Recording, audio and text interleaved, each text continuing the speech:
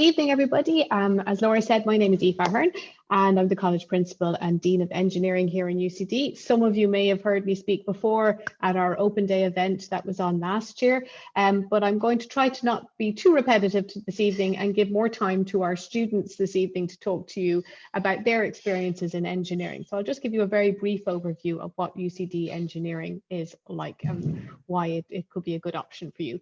So there's the code that I'm hoping many of you will choose in the CAO, and just to talk about what you need to have to come into engineering. So our points in 2019 were 511, and in 2020, as many of you know, a slightly strange year, there was a jump in the points at 521. But generally speaking, our students coming into UCD engineering are high achieving students, and the points tend to be quite high as well.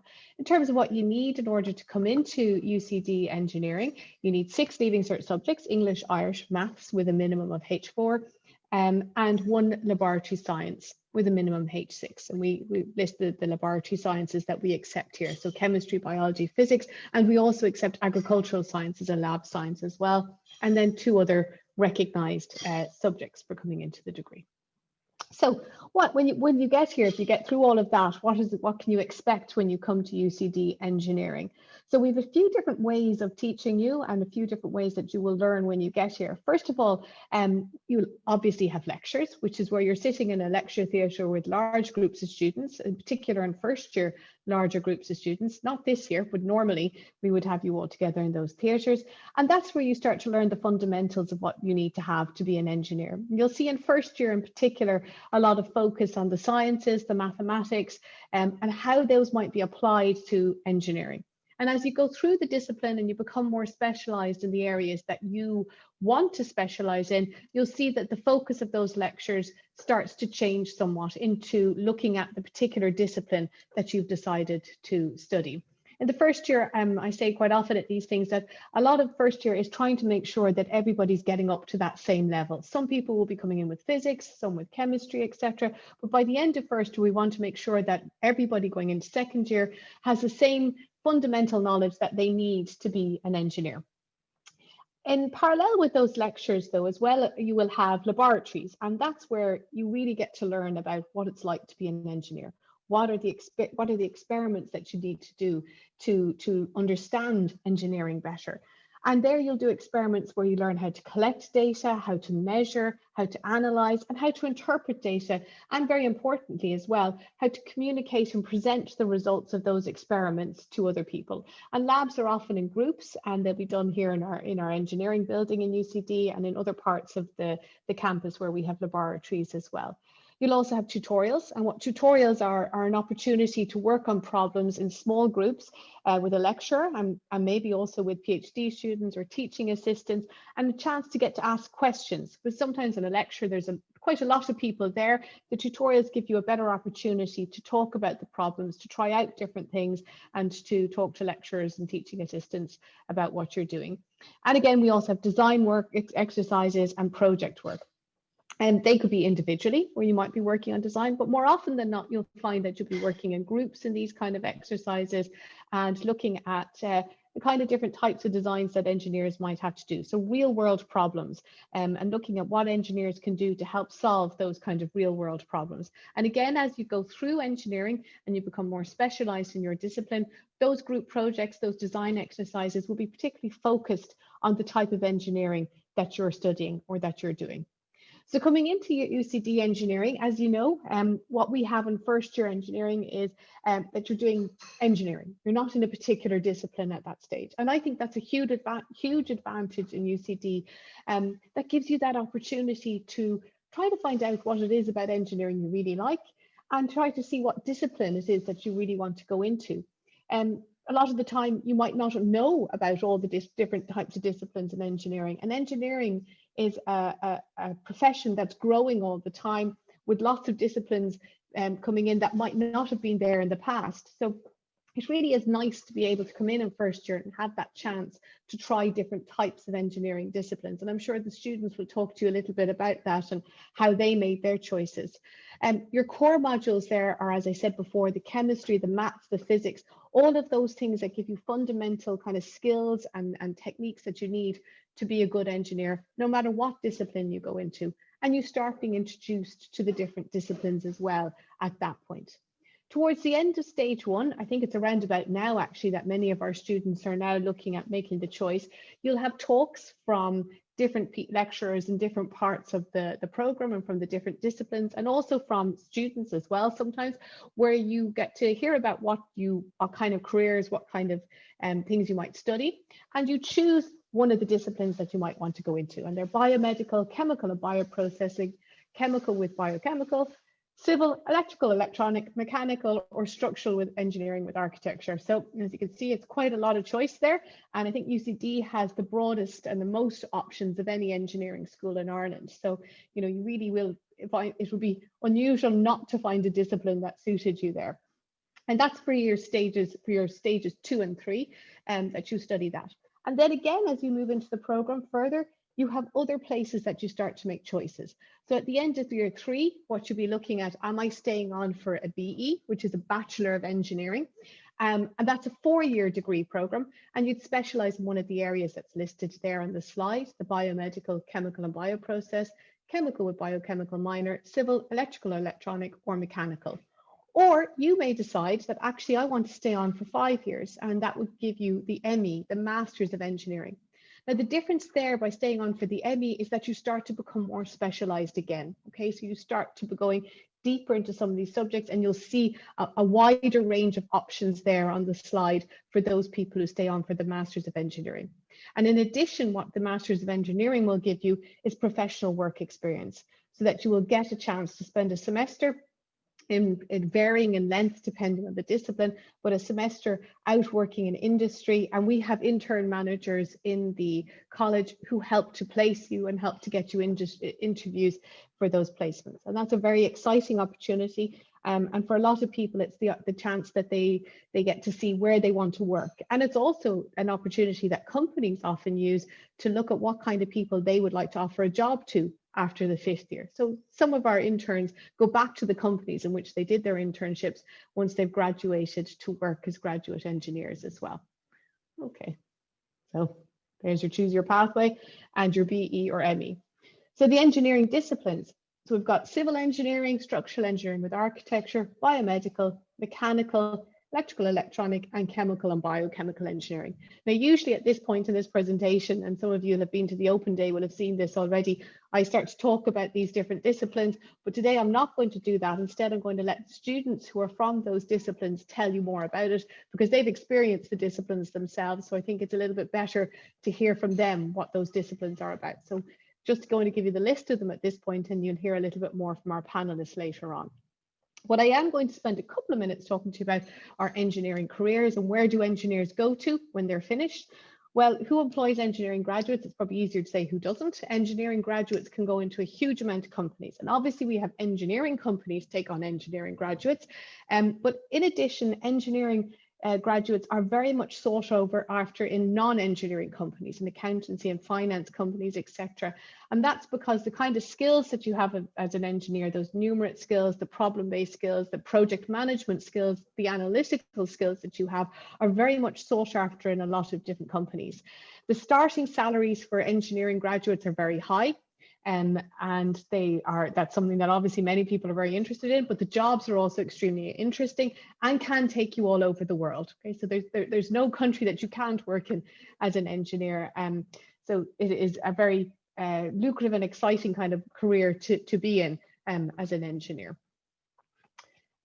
So again, as we were saying, that qualified engineers are often sought after in a lot of other companies: management consulting, IT, finance, technical sales, marketing, writing, operations and logistics. And that's something that not everyone or every parent thinks about when people are choosing to do engineering. Okay, you have a lot of those transferable skills that are very much used in a lot of professions and in your normal life as well. On the analytical thinking, the IT skills, etc., the research and the initiative type of skills as well. In UCD, we have a lot of support for you in terms of trying to find careers or trying to find out where you want to be. As I already said, we've got the academic internships, which are part of the ME, and in a way, a lot of employers will use that almost like an extended interview process when you're with them for 6 to 9 months. We have recruitment fairs. We have a lot of employers come here for those. We have employer presentations on campus. And even this year, where we haven't been able to do those on campus, those have continued online and in a virtual setting. We have jobs portal, careers workshops. There's career consultants here in UCD as well, who, as you get further on into the program, can sit down and talk you through, developing your CV, how to go and apply for jobs. And there's a lot of clubs and societies and volunteering and international opportunities, which, while a lot of fun, are also extremely useful in terms of your career and in terms of the networking that you can do there and the skills that you can learn by being involved and being an active member of clubs and societies in UCD. So in summary, why should you choose UCD? Why should you choose engineering, and why at UCD? Well, I think engineering offers you a very exciting and lucrative career, as I said. And in UCD, well, we're ranked among the top 1% of universities in the world. We have professors and academics here who can offer you a world-class engineering education because they're involved in cutting-edge and exciting research, which they bring into the classroom and use in their research-based, research-led teaching. We have the widest range of engineering degree options in Ireland. And we have interesting opportunities and excellent prospects. We've got a lot of access to non-engineering modules, and I think that's very important to say that through Horizon, you have access to do modules outside of the engineering college in languages, etc. We have a lot of supports in place for students, as I said already, in terms of careers, but we have lots of other supports, learning supports, etc. as well for students once they're here. We're accredited by the professional bodies, which is very important if you then want to go and work in other countries afterwards.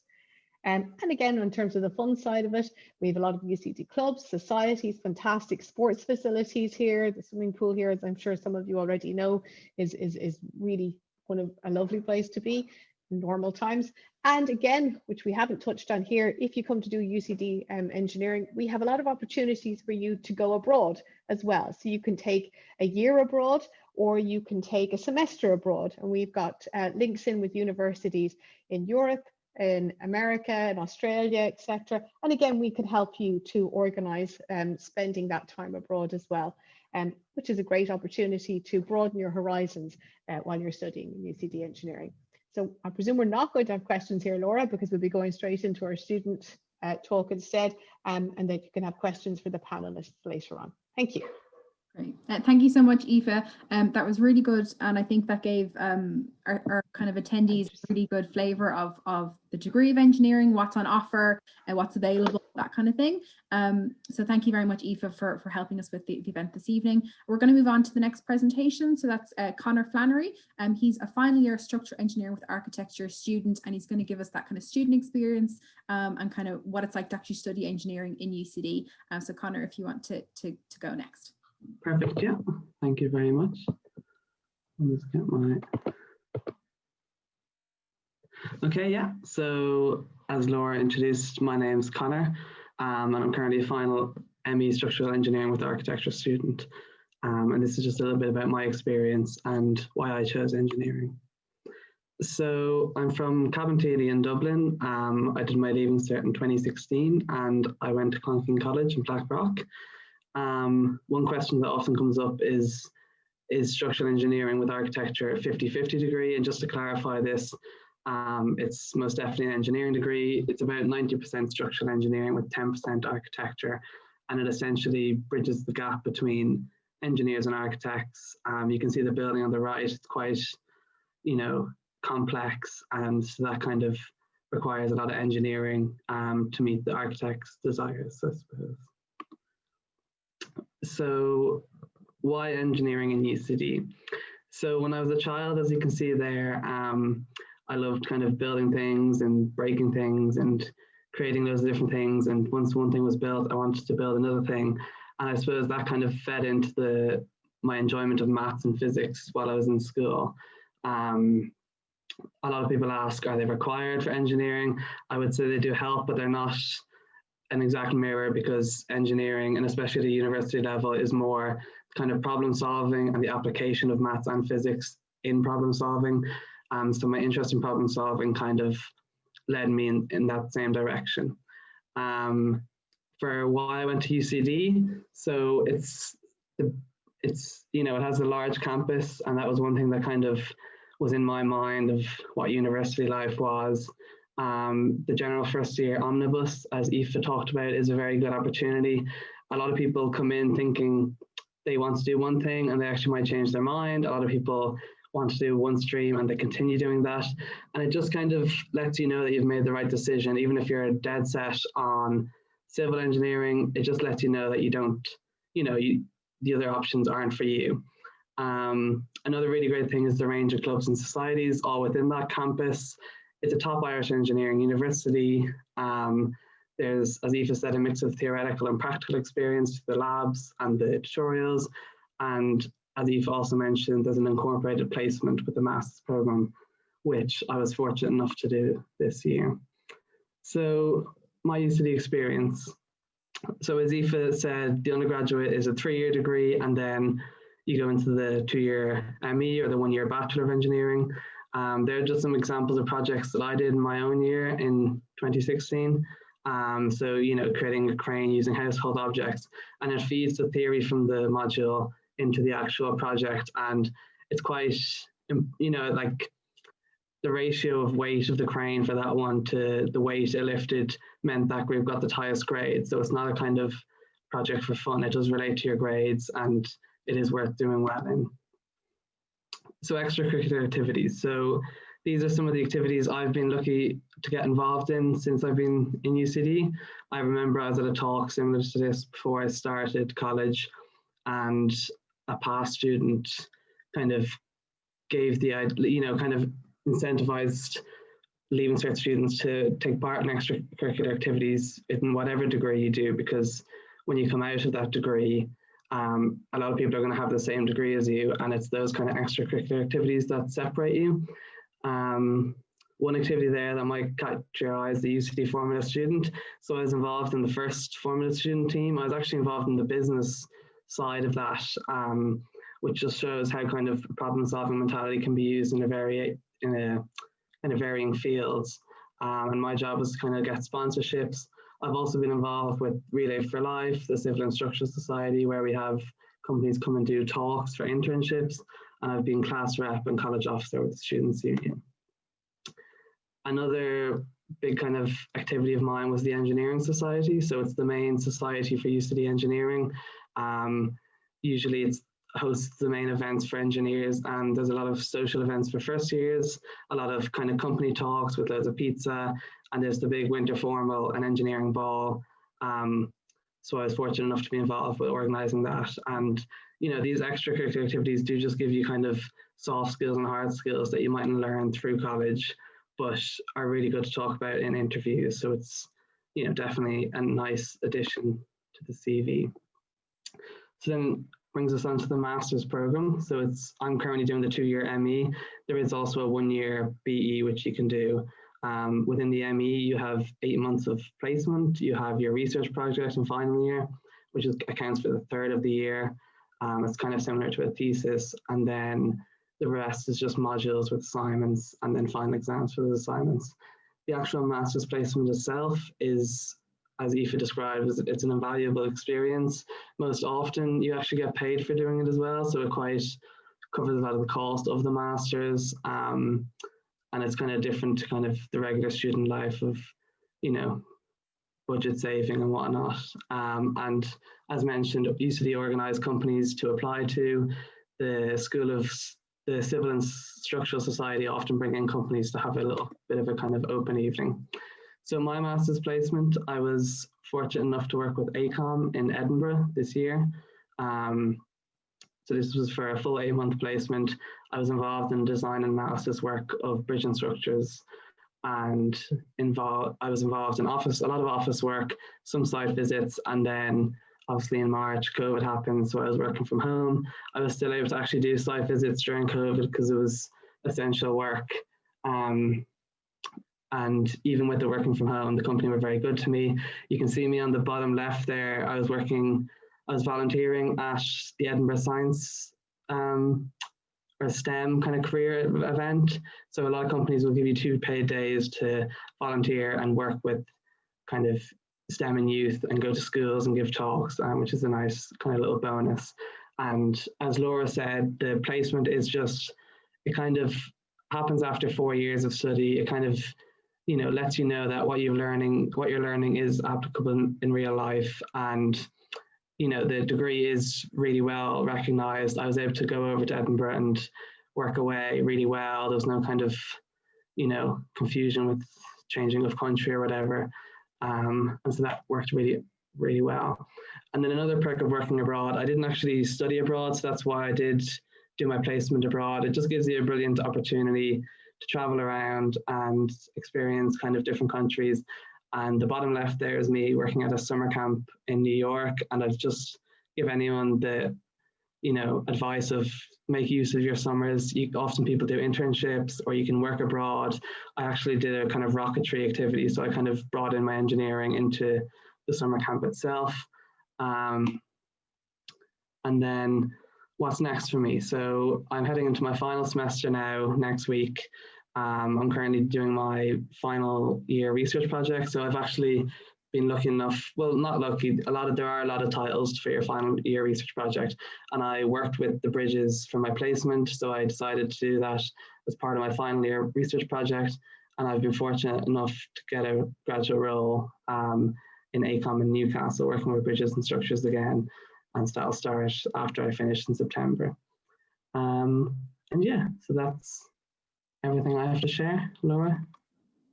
Great, thank you so much, Conor. I think that was really, really interesting. I think our attendees probably would have found it very, very interesting as well to find out kind of actually what it's like to study engineering and some of the projects that you were involved with and some of the extracurriculars and the kind of the structure of the program, which is really, really good. So thank you so much for that. Next up, we have a graduate from our electronic and computer engineering course, and we have Maeve joining us. We're very lucky for Maeve to join us this evening. And Maeve did work for Intel before and is currently working for Eaton Corporation, and she'll talk about a little bit about the experience of, you know, what it's like to be a graduate engineer and what it's like to work in industry as well. So thank you, Maeve, for joining us. If you want to Brilliant. Thank you so much, Laura. Hopefully you can all hear me. Hello, everyone. My name is Maeve Larkin. As Laura mentioned, I studied engineering in UCD from 2010 to 2015. So I'm a little bit more weathered maybe than Conor, but I really, really enjoyed it. When I was a student like you guys, I decided I wanted to do engineering, having entered the BT Young Scientist. I don't know if any of you have attended that exhibition in the past, but I really, really enjoyed it, and I got to see lots of exhibits from various engineering employers, and I thought it was really, really exciting industry to work in. And I also really enjoyed maths and physics and subjects like that. So for my Leaving Cert, yeah, I did honours maths, physics, chemistry, applied maths, and also German. So I think I saw a question in the comments there, something to do with, you know, can you study languages alongside engineering? And that's a really good point. I had a big interest in German, and I managed to do some German modules alongside engineering modules, which I really, really enjoyed. So it is possible to try and keep that kind of thing up. And also during my time at UCD, I did a summer internship in Switzerland. So, you know, there are really wonderful opportunities within engineering to work both in Ireland and abroad. So it is good to have that kind of cosmopolitan outlook and to be able to work with people and teams from all over the world. So I studied electronic engineering. So at that first year point, when I was going into second year, I chose electronic and electrical engineering. I then specialized in electronic engineering in third year and graduated with the BSc in engineering. And I went on to do that master's in engineering of electronic and computer engineering, and completed that professional work experience module in the fourth year, which is really, really essential. I managed to work for 8 months out in Intel in Leixlip, and as mentioned previously, it almost works like a kind of a long interview process. You know, you get that opportunity to learn what it's like to work in a real engineering environment, but also the employer and the team you're working in get to see how you're, how you work, how you learn, how you work with other people, how you solve problems, and it really proves as a good interview opportunity, I suppose. So when I finished my work in my internship in Intel, where I was doing kind of hardware design, hardware verification, so making sure that the chips that we were making are designed kind of bug-free before they go into manufacturing. And I was actually offered a full-time position for when I graduated the following year. So it was great to be going back to UCD for my final year project and have that security of a job offer already. So it's quite a, you know, a good place to be. Then in fifth year, I did my final year project. And because the internship had been paid, I was able to save a little bit of money to do a little bit of travel after finishing the final year exams, which was a lovely opportunity before going back to full-time work. And so I worked for Intel then for another 3 years, which I really, really enjoyed, made lots of friends and worked on some really, really interesting projects. I worked for a group called Movidius. I don't know if you've heard of them, but they make vision processing units that go into smart cameras and smart camera applications because they run kind of deep neural networks on the hardware so that they can kind of recognize things. So if you can imagine like a security camera that can maybe recognize or track the license plates of cars or classify what it's seeing, they're the kind of applications we were working on. And then for the last 2 years, I've been working for a company called Eaton. And they are a really, really large company, maybe one of the biggest companies that no one's ever heard of. And that's mainly because they supply kind of components that go into larger systems. So, you know, it's not often the end customer like you or me who would be buying their devices, but they make stuff like circuit breakers or pumps or different things that go into hospitals, airplanes, data centers, and that kind of thing. So really make up a lot of the critical infrastructure that we rely on every day. So I joined a new research and development center that they set up in 2018 called the Center for Intelligent Power. And it was really a good opportunity to get in at the start of a group like that.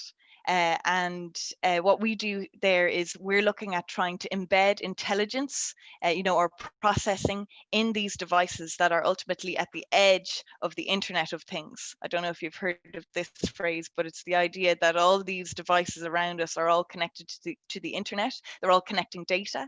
And our job at Eaton is to try and monetize this data and make these devices more valuable to our end customers and end users. So I've been working there for 2 years now. I'm the kind of person that really likes working in teams and solving problems, as most engineers do. So since March, I've been working remotely.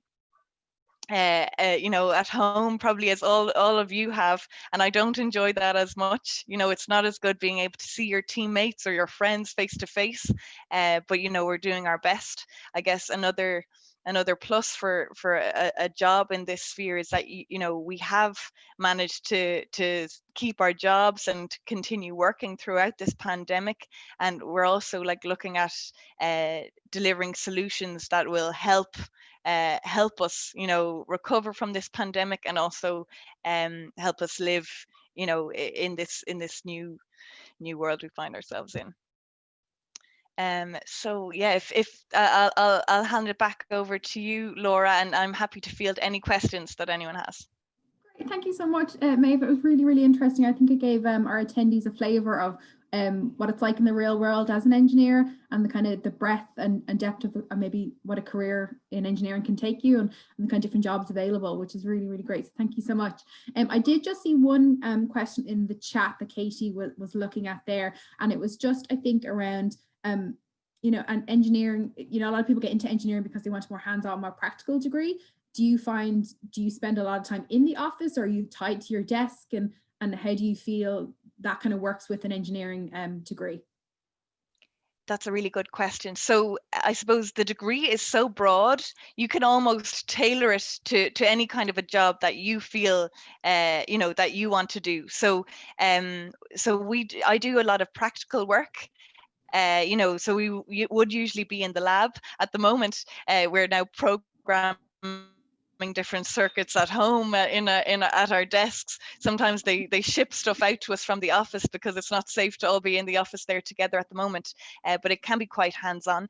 But sometimes as an engineer you find that 5-10 years after graduating you might be progressing to a more managerial type role. Now this isn't for everybody, but some people find that they might choose to stay quite technical and they might become a solution architect, or working very deeply on leading the technology, and then other people might be progressing into managing of people. So you kind of progress to either managing projects or managing people, and it depends on the person, but there's a great breadth of opportunity, I suppose.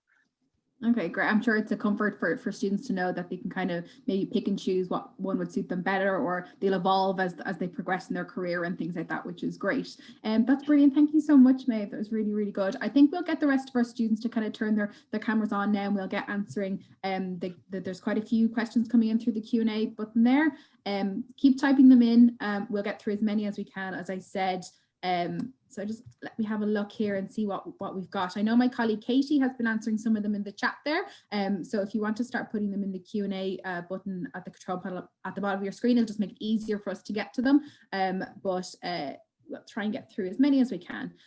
There is a couple of questions around, and there was a question I was expecting around how extensive the maths is in engineering and how maybe more difficult it is based on leaving cert maths, and that is a question we do get a lot, so I'm not surprised that I see it here today. Maybe let's go to see who. Nicole, you're the first on my screen there. Maybe if you want to answer how extensive the maths is in engineering, and did you find it difficult coming from the leaving cert setting? So when I look back at leaving cert, I actually got a H3 in my maths in leaving cert, but I found that I didn't struggle that much in first year as long as I was on top of my studies. I also did physics, which helped me in some of the problems that were given, which was a great advantage. The math does get difficult at times, I won't lie, but the lecturer are always there to help and answer any questions. I also found attending tutorials and doing questions from the recommended text helped a lot too, just to get the extra practice in, and doing past papers as well, which I bet all of you are really familiar with from leaving cert. And I did find the maths challenging, but at the same time, I definitely would say it was my favorite subject, both in leaving cert and in college. And it is still, even though the level of the maths, it is difficult and much different, but it is quite practical, and you kind of see the applications of it in real life aspects. So you actually see where all of the theory is put into practice. So Great. I think that's really good. I think that'll be a comfort to a lot of students. I don't know whether, let's see, Catherine, I don't know whether do you think, we require a H4 in maths for the leaving cert. Do you think someone who's maybe just getting that H4 would have the aptitude and would be okay to start an engineering degree with just, if they're just scraping by, I think was one of the questions they were worried about. Well, I didn't do the leaving cert since I came from an international. Maybe I shouldn't have asked you then. No worries. But I mean, in general, anyway, I can't speak for the H4 directly, but like Nicole said, everybody's always there to help you. There's also the Math Support Centre. That's it's basically, you've got master's students or PhD students who are there to help you out. Just one-to-one, you can come in anytime and they'll help you out specifically for maths questions. So like if that's a particular concern, as long as you're passionate about what it is that you're studying, I wouldn't worry too much about the maths. But perhaps someone else can answer the specific leaving cert question. Yeah. No, I think that's fair. I think every student is different, and maybe speaking to specifically a H4 is quite difficult, but I find that we've set it at that particular level because we feel that is the level that students kind of require. If you're getting just about that, I think you'd be fine. And as Catherine said, there's plenty of supports there available for students if they do find they are struggling. So yeah, there's plenty of supports there. I wouldn't worry. If you're getting that H4, you have all the necessary requirements to do well and progress well in an engineering degree. And I think what leads on from that one, there's a question around how did you find the switch from second level education to college, and did you find that you adapted well? You know, is there much of a difference, I suppose, in the learning that you would get at second level versus university level? Maeve, if you maybe want to speak to that. Yeah, so obviously it is quite a change going from secondary school to university, but I think actually engineering is one of the easier courses to manage that switch, because in first year you have a lot of lectures and you have a lot of hours. So in one way it's almost like school, because you go to your class and then you can go and do your homework or your assignment in the evening. And especially in first year, it's quite structured and you kind of know your day and you know your schedule. You're spending it with your whole class group for the most part of the time, even though it goes from 30 students in secondary school to 300 students. It's a bit of an adjustment. But I think the fact that you have so many contact hours in first year really helps with the transition. Well, I found anyways, because I know in some of the other subjects you might have more self-directed learning, more readings and things. But I think when it comes to engineering, and especially in first year, you have a lot of classes and then the lectures are quite good. You have your tutorials for more one-on-one teaching sessions, and then you have your labs as well. So it definitely helps with the transition, I think. Okay, great.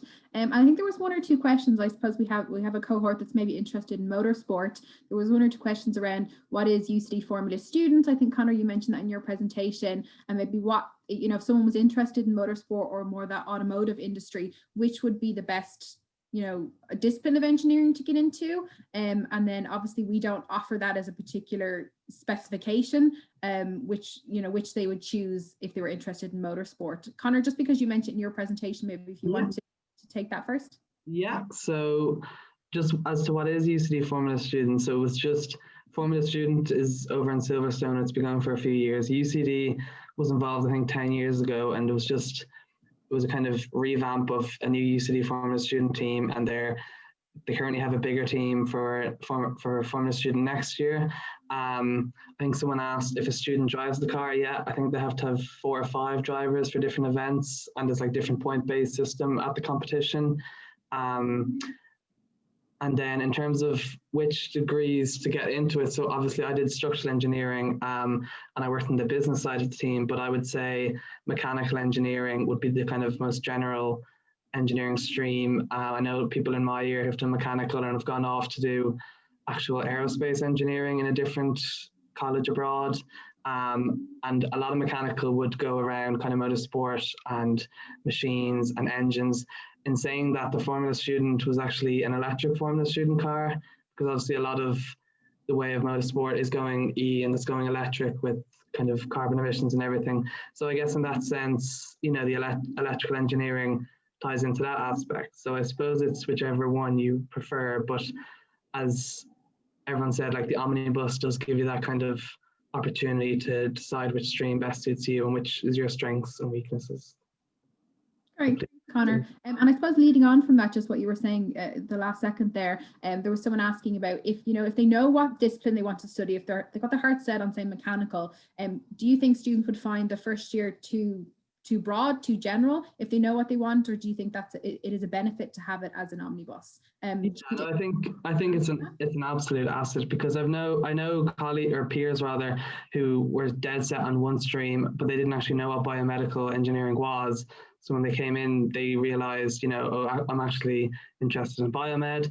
The modules you do in first year are to catch everyone up. You're going to do physics, chemistry, your maths modules, and then the ones that are a little bit more specific, you have the choice and the option, so you can kind of tailor them. A lot of students are in between option modules, and they actually visit a few lectures from each one in the first few weeks just to see that, what they want to do. And so it's definitely an omnibus. It's definitely an asset. You're not going to feel that, I want to do mechanical, but all of this is, not what I want to do. Like, it all fits in. Everyone in every stream is going to need to know the maths and the basic chemistry and the physics applications, so I wouldn't worry about the first year omnibus. It's, it helps you settle in, and it's, as I said, an asset. Yeah. Great. I do think that I think most students find that even if they have their heart set on a particular one, it's good to get a feel for the other disciplines of engineering, generally because most engineers work as part of a team. They're not going to, if you're a mechanical engineer, you're not only going to work with mechanical engineers in the future. I think it's good to get a feel for the different disciplines because you'll probably have a bit of crossover, and particularly out in the real world as a career. So that's good to know. Judah, let me just ask you a question. It was around how much practical work do you think is in an engineering degree? It's obviously students choose it because they think it's more practical. How does that compare to the theoretical knowledge you would get in the engineering degree? I suppose in every semester in engineering, you end up doing a group project or something like that, especially in civil or structural engineering. So there is an awful lot of hands-on.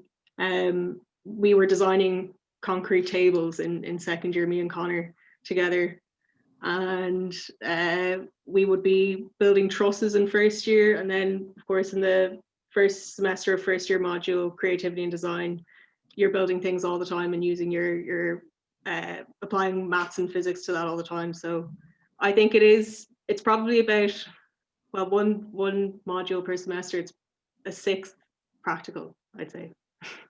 Okay.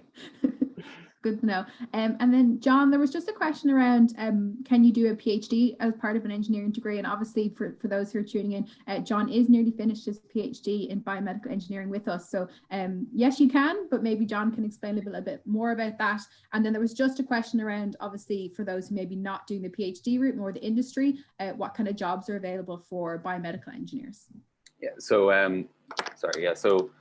I did the bachelor's first when I came in. Then I did specialized in electronic engineering and then went into the biomedical masters. So after that, I really enjoyed my final year project with my supervisor. So that's why then I wanted to pursue the PhD program with her. So essentially with as everyone's been kind of saying, you get more specialized as you go. So at the start, I was interested in electronic engineering. So that's how I started. Then as we went on, when it came to the master's program, I was more interested in how we tackle biomedical engineering or electronic problems that are directly affecting biomedical applications, such as developing prosthetics to interface with our nervous system so that we can make more intuitive replacement limbs for people who are amputees, or else on the other side, you can also take a mechanical-based approach and develop replacement artificial knees and stuff like that. So yeah, there's definitely lots of opportunities to do PhDs from the program here. It's more a case of just picking a project that you're interested in, and then that will keep you motivated to work on it. Yeah, that's really good. Thank you so much. I think for some students, obviously, industry would be where they'd naturally go, but for other students, research-based might be a better fit. And students will figure that out as they progress along. I'm sure you didn't start the engineering degree thinking you were going to do a PhD possibly, and it just naturally progressed that way. So I think that's good to know that there is options available on both sides of the house, whether it's industry or research available for students. Sorry, also on that point, there's a lot of, there's a huge number of biomedical engineering companies in Ireland as well. So as part of the, placement in fourth year and the first year of the master's, we all had placements in, Stryker, Boston Scientific, Medtronic, all of these companies in Ireland where, you get really good hands-on experience working as a biomedical engineer, so that then you can make an informed decision about, what route you would want to go down afterwards, whether it be industry or more academic. Okay, great. Yeah, that's good. Good to know for attendees. Maeve, I might just ask you a question, since you have the hindsight of working in industry and that kind of thing. Do you think there would be any advantage for students doing the ME over the BE, or do you think people with, students with a BE would still be able to do well in industry and get those kind of jobs? That's a really good question. So, to tell you the truth, look, there's opportunities for people who graduate at all levels. That's important to note. But as I mentioned before, the ME gives you that industry experience, that professional work experience module is really beneficial because it acts as kind of like a practice interview for that company that you've gone to work for. But even if you don't go back to work for that company, you already have 8 months of professional work experience on your CV. You know, that's someone who has graduated with the BE does not have. And then you also have to think, if there are 2 people going for a job, you know, if I'm an employer and I'm looking for someone to fill a role in my team, and someone with an ME applies and someone with a BE applies, you know, obviously it depends on the person, but you know, you might want someone who is slightly more qualified or who has more of that more experience. So you just have to think in that way. The ME might give you more opportunities, but that's not to say the BE has no value. I've got lots of friends who graduated with the 4-year BE, and they are all, you know, they all have wonderful jobs and are very happy with that decision. So yeah, I would say, you know, it depends on the person and maybe where you want to go. It could be that you don't want to continue in engineering, so maybe you want to finish with the 3 or the 4-year BE and then go on to do something else, or do a master's in something else, maybe in business or something like that. That's quite common too. Yeah, great. I think that's good for attendees to know, which is great. And then also just to say to attendees, you don't actually have to make that decision until kind of 3rd year. So you do get a chance to explore your options, get to know maybe a bit more, you know, where you're leaning, or if, you know, what your interest is. So yeah, you don't make the decision until 3rd year. So you have a chance to get to know if you know, if you want to do the extra 1 year, or you're going to do the full 5-year program, which is, I think it's very helpful for students knowing that they don't have to make those big decisions when they're going in, which is great. There was 1 or 2 questions just around, I suppose, particular subjects that we don't offer a specialization or a discipline in. So one of them was mechatronics, and maybe Nicole, you're obviously doing you did mechanical engineering for your bachelor, and now you're doing mechanical engineering with business. So maybe do you cover things like mechatronics in that particular stream? I feel like we didn't cover anything specific like that, but I know there was an options where for us we could take robotics, where we design a little robot, and we played a lot of part where we learned about actually the coding of it and actually building it. And I remember back in 1st year, we had computer module as well, where we had to learn the language. So that was kind of playing part of it as well. But other than that, we just learned a lot of it. It's a theory, and a lot of it as well is practical, but from a different perspective as well. But I would definitely say it would be interesting to look at different like options and stuff, just learning the basics and the theory, as I feel mechatronic is it's very specialized at such an early level. Yeah, great. I think that's great. And Catherine, then just to yourself, because you're doing the electronic and computer, and then someone's asking about the robotics, would you cover robotics and things like that in that particular stream? So the module that Nicole mentioned, that was a robotics module, is something that was available to anyone from any stream. But more specifically for electronics, I'd say the main thing that we do that ties a lot into robotics is programming. So we have a lot of programming modules, depending on how you want to tailor your own degree. You can do more or less of those. We have a lot of option modules and electives that you can use to steer your degree one way or another. So I did that in part. I took a few extra programming modules through that compared to other people, which really helps if you do know exactly what you want to do, or maybe you want to do the bachelor's and then do a mechatronics master's somewhere else, for example, that might help you in that regard. And there are some electives, I think, in the School of Computer Science. There's a robotics module specifically that people do take as an elective, for example. So there are options in that regard, and you do still get a lot of the aspects of mechatronics, even if it isn't specifically that degree. Okay, great. Katie, were you seeing any questions that were coming up in the chat that you wanted to throw out? Thanks, Laura. Yeah, we're inundated with questions, which is great to see. And apologies if we don't get to them all today, but we'll try our best. A few people have asked, they're kind of conflicted between choosing engineering and science, or science. And if any of our panelists have gone through that themselves and could offer, I suppose, what's the difference between the two, or the main difference? And then secondly, also we're getting engineering versus medicine quite a bit as well. And I have a few other questions I'll come back to you on. So yeah, I suppose mainly, was anyone wrangling between science or engineering when they were studying at Leaving Cert level that might want to speak to why they chose engineering in the end? I might actually talk on it. So I was definitely torn between science and engineering. So I'm doing chemical and biochemical engineering.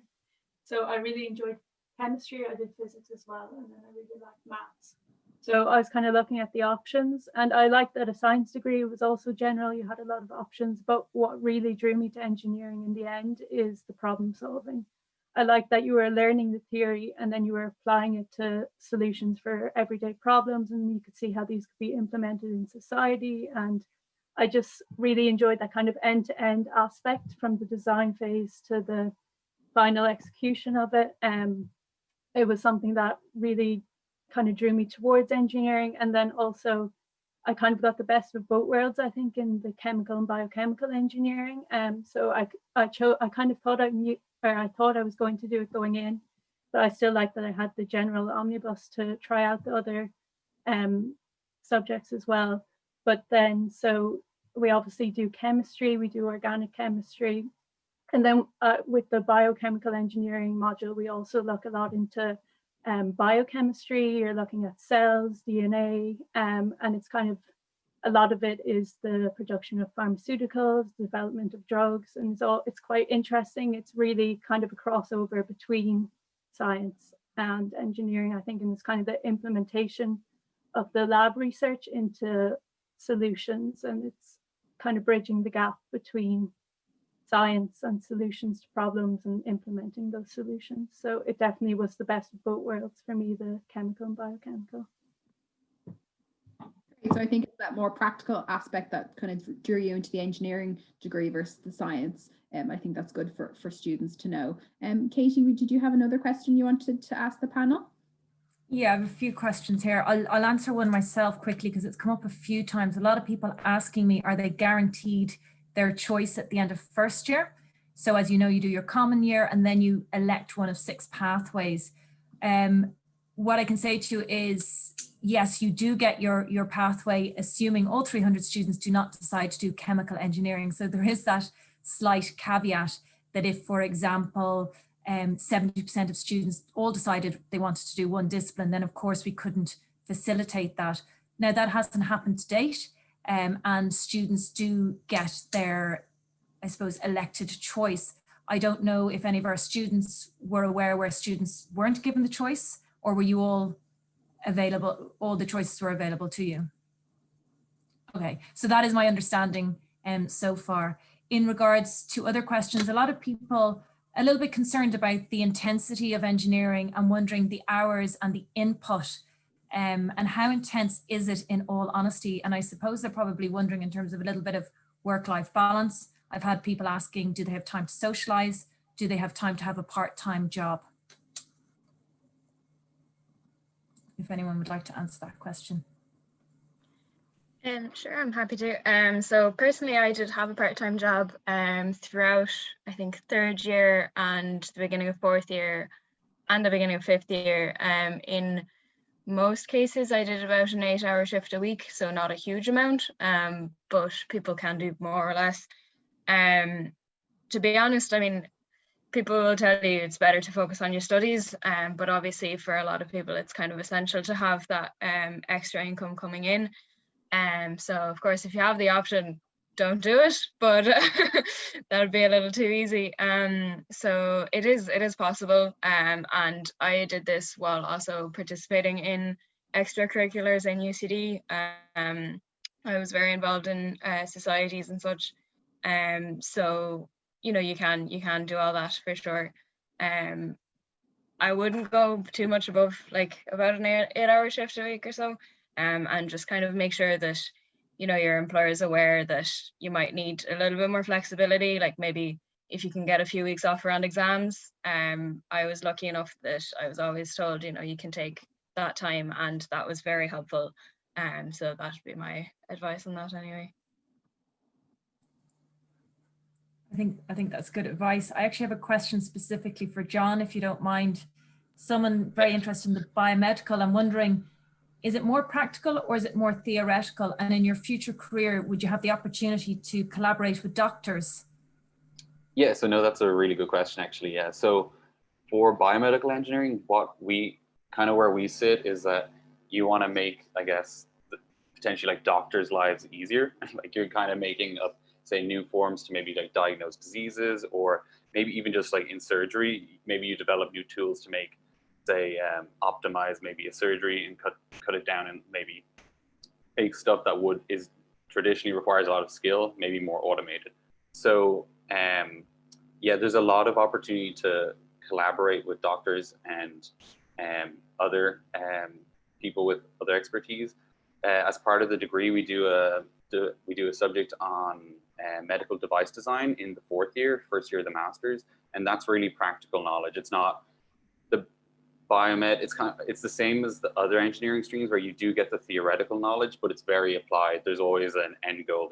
We're not just getting taught something just to be taught it. It's, we get the applications that you would use it for. So that module on medical device design is over the course of the semester, everyone's like tasked with, say, a specific disease that they then have to design I guess like a device to make, say, the surgery, or maybe even like diagnosing that disease easier for a doctor. So it's, the end goal is something that's really practical, and that module, your end grade, you would do like a presentation, and that would have been judged by, say, doctors or other biomedical engineers. Sorry, in terms of for myself as well, I'm finishing my PhD at the moment, but my research is very applied. I've been doing researching deep brain stimulation, which is a treatment for, say, neurological disorders such as Parkinson's disease, where we deliver electrical current to the brain in order to improve disease symptoms. And in UCD, my research has been very more like computational. So I've been doing a lot of modeling the neural system, but now post PhD, I have a research position in the University of Oxford, where I'll be working directly with doctors in order to make, say, control algorithms for controlling these stimulation systems. So yeah, you kind of get the best. It sets you up to do the best of both worlds, where you get your theoretical knowledge that you can then implement practically with then other people who have, say, a different perspective on the problems as those of like doctors and stuff. So everyone can work together to get the best outcomes for patients.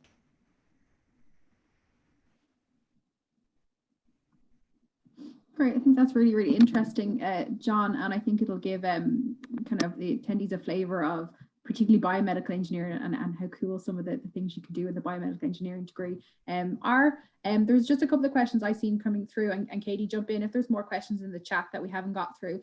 There was one question around DARE places. I think that was asked quite early on. So we take roughly, I think, 23 places every year for DARE entry, and then another 22 places are reserved for HERE entry as well. So that was one that kind of came up as well. And then there was a question, I suppose, leading on from the one Katie asked around, people wrangling between science and engineering. There was a question around what's the difference kind of between computer engineering and then computer science, and maybe Catherine, if you wanted to talk about that. And then someone was asking, do you need prior knowledge of some of these computer languages as well if you're wanting to go that way? Sure. So the main difference between the two is that if you go the electronics route, you have a lot more awareness of hardware. And that's actually kind of what I'm aiming to go into, is embedded systems engineering, which sounds very complicated, but is basically programming at a very low level, where essentially the hardware that you're programming on actually matters. It's not just it'll work on any computer. So that's something that computer science doesn't necessarily do. Computer science is going to be a lot more focused on, programming for app development or web design or anything like that. There's obviously a lot of different areas in computer science as well. So if you're more interested in a more hands-on sort of knowledge with the hardware itself, then the electronics route is probably better. That said, if you start off in the electronics route and you decide you don't actually like that kind of stuff, we do have enough programming knowledge to go into a completely programming field. I did my internship in a company in which most of the app development team was actually from electronics in UCD. So they didn't have to go through computer science to do an exclusively programming job. as far as whether you need prior knowledge, I had none and I did fine. So you absolutely don't. That being said, there's a lot of options now in schools for learning computer science that didn't necessarily exist 5 years ago. If you have the option and you're interested, absolutely go for it. And you know, the sooner you can learn about something, the sooner you can decide if you actually enjoy it, which is something that is really important as well.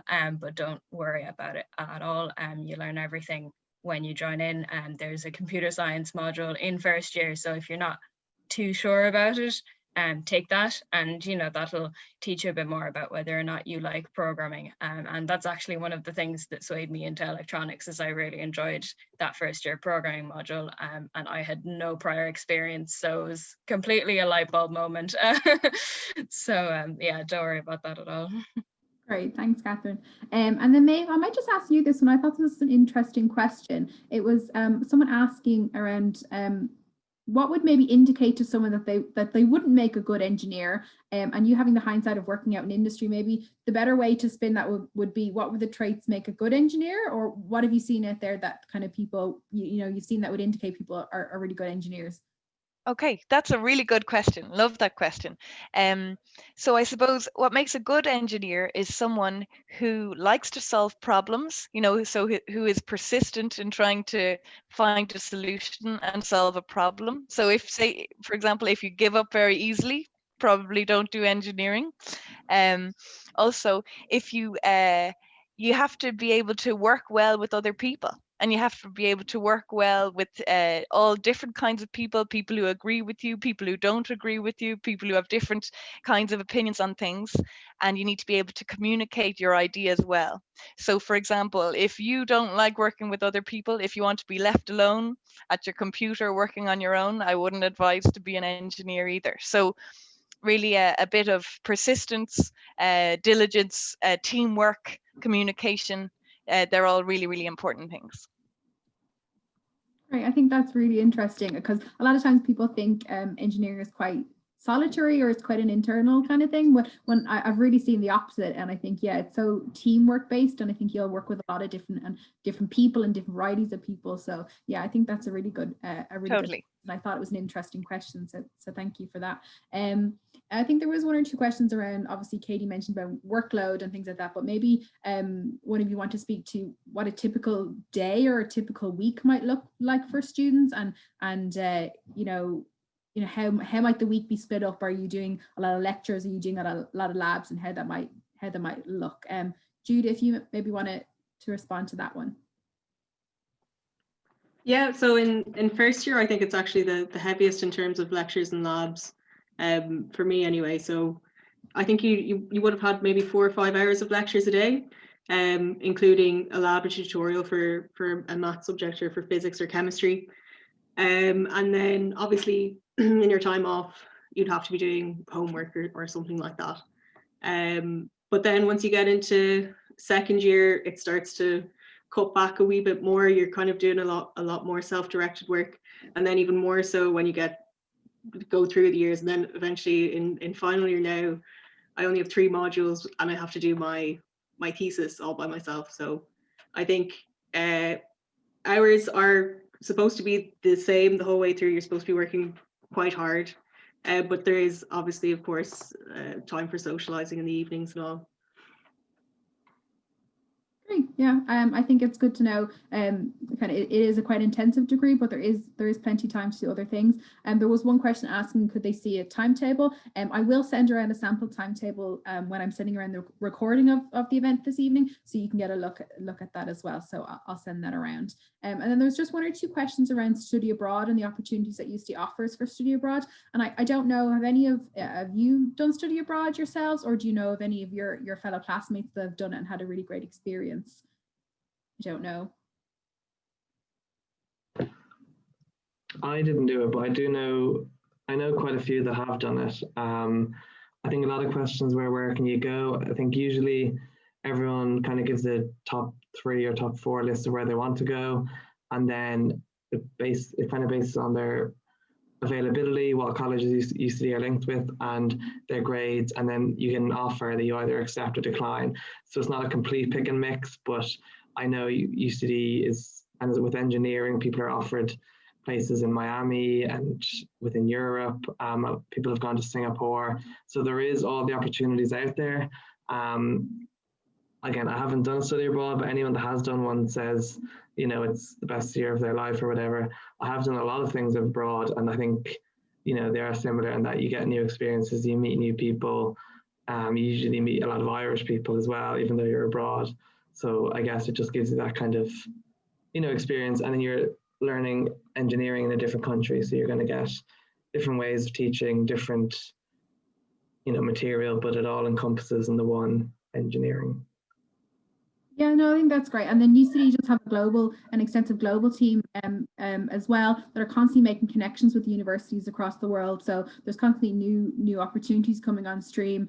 Generally speaking, our engineers, I think we find, go to English-speaking countries, so the likes of the US, the UK, New Zealand, Canada, Australia, that kind of thing. But there are opportunities in European countries and some Asian countries as well. And generally speaking, yeah, most people who do go and study abroad have a really, really great experience and learn so much and really, really value that. And I think employers quite like that kind of outward kind of look as well, and that different kind of way of looking at things, which is also quite good.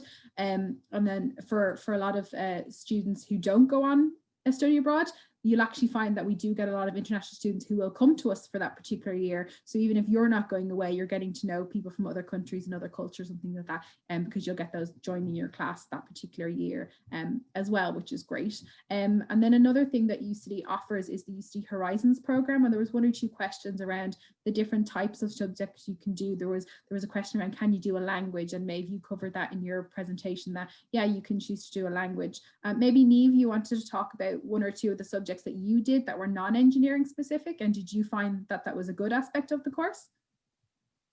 Yeah, so I'm not the best at actually speaking this, because I've ended up choosing for my electives, a lot of them have been engineering related, and then when I did the biochemical minor, I actually don't have any more electives because they take the biochemical engineering take up that space. But in second year, at the end of second year, I did a language elective. I did Swahili. So as part of UCD Volunteers Overseas, I traveled to Tanzania for a month to work in secondary school teaching. And we fundraised to build a computer lab for the secondary school teachers. And then we were teaching them the basics of Word, Excel, and PowerPoint so that they could go on and teach the students then. Tanzania is an English-speaking country, but it's also Swahili is kind of their bilingual. So it was really great to be able to take on that language in UCD, to get academic credit for it, and to be in a class with people from all different subject streams. And it was a really fun experience, and was definitely one of the highlights of my modules throughout the years.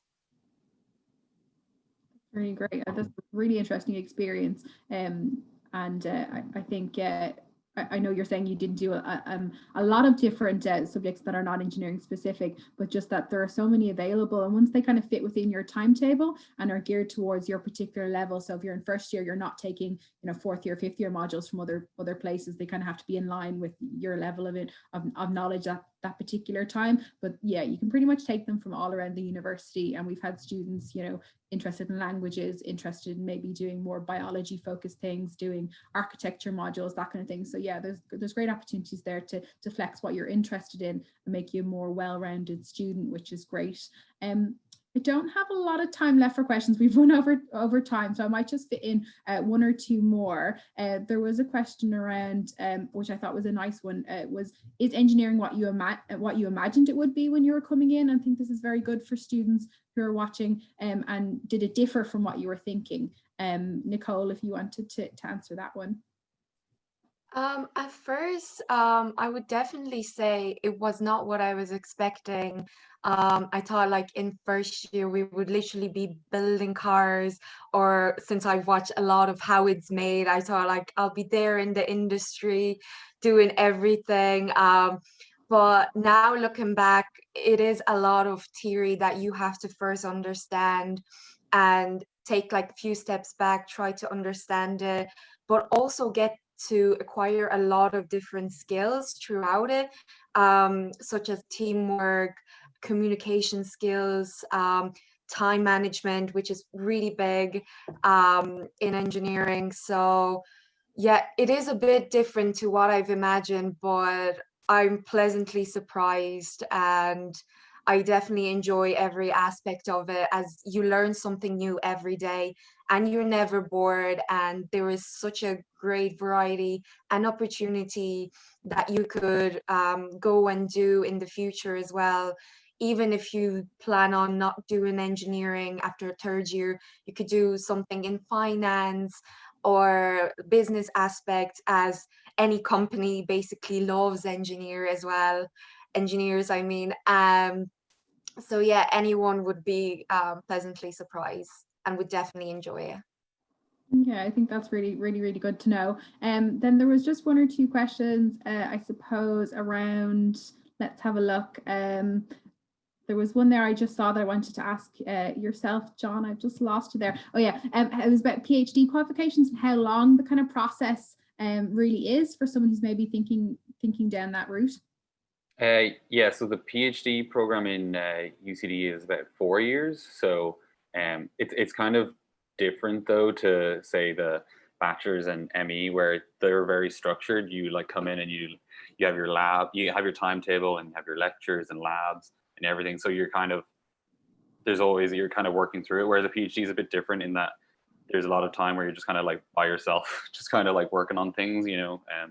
So I probably wouldn't worry about that for the moment. It's more to find maybe the area of engineering that you're the most interested in, and then you kind of over time, naturally, if you are interested in doing a PhD, you'll kind of find the project area that you're interested in, and then hopefully that'll like then allow you to you know, apply for, say, the PhD that you're interested in, and then like a supervisor who's like in that area that would be good to do the PhD with. But yeah, for it's just a bit different of a setup in comparison to the bachelor's and master's, but they're an excellent base to set you up for your PhD. Okay, great. I think that's good to know. It is a long process, but most students who choose that particular kind of what they want to do, it's a real passion thing. You really have to really love what you're doing and really enjoy the particular topic that you've chosen as your PhD. So that's good to know. I think we might finish on this question. I might ask one or two of you. It's just someone asking about your favorite project or assignment that you've done as part of your degree. Conor, I know you talked about it a little bit in your presentation, but maybe you wanted to speak to your favorite project or assignment that you've done. Yeah, so I think I'll say one of my favorite kind of projects or assignments was, I suppose, a whole module. Judah mentioned it. It's called Creativity and Design in first year, and it's basically about kind of regular problem solving and coming up with solutions. And then within the civil and structural masters, you actually become the TAs in fourth year. So you're working with the new first years, and you're giving them the problems. And it's a bit different to kind of the mainstream, but I enjoyed it in a kind of unique way. And, you know, kind of, as Maeve mentioned, it kind of gives you that group work and working with people experience. And so, yeah, that would be one of mine. But as Judah mentioned as well, there were a lot of, you know, other ones I enjoyed would be the practical ones, like where you're building a table, we've built a bicycle stand, we've designed a creative building for UCD on kind of computer software. And, you know, those kind of group projects are memorable, but, you know, you do use the theory that you learn for them. So it kind of ties everything together within modules. So, yeah. Maybe Catherine, if you wanted to go as well, if you want to talk about a project that you're particularly proud of or that you particularly enjoyed. Sure. So I'd say one that really stood out was in third year, and we basically designed the internal logic of a calculator, which was really fun. So we basically had to program, you know, like if you press on the button, like if you press on 3, then you need to save that information, and then what if you press on plus, and then how is that going to work? So it was really interesting in the sense that initially when the lecturer gave it to us, I was like, well, surely a calculator isn't going to be difficult. I mean, adds stuff and multiplies things, like that's really easy to program. But it turned out to be a lot harder than we expected, and it was really interesting to really delve into that. We were working on it for 5 or 6 weeks in the lab every week, so it was really cool to have that more in-depth project, because a lot of the projects that we do in the course are more, you know, you do a lab 1 week and you might have to write a report on it or something, but then you forget about it. It was just in that week, so I think it was neat to have a longer sort of project like that, and they do pop up. Occasionally, I had one this year as well where we had to program a board game. So that was very fun as well, and we got to play it in order to test it, which is always entertaining. So yeah, there's definitely a lot of them, and in any stream that you go into, there's going to be a lot of projects like that. So that's definitely something to look forward to. I think we'll leave it there just because we've kind of run over time a good bit. I think we got through a lot of the questions that were kind of asked this evening. I think there's still some open. So I'm going to share my screen with my contact email and then also my colleague Katie's email address. So I'm just going to share that now so you have it there. It's just mine and my colleague Katie's email address. So we tried to get through as many as we can. There's still some open there. So if we didn't get to your question, please reach out to myself or Katie, and we'll get a response back to you. And if necessary, there might be some students who might need that more one-to-one, and we can arrange a call with you as well going forward. And as I said, I'll share the recording of the presentation and the webinar this evening, so you can check back that at any particular stage.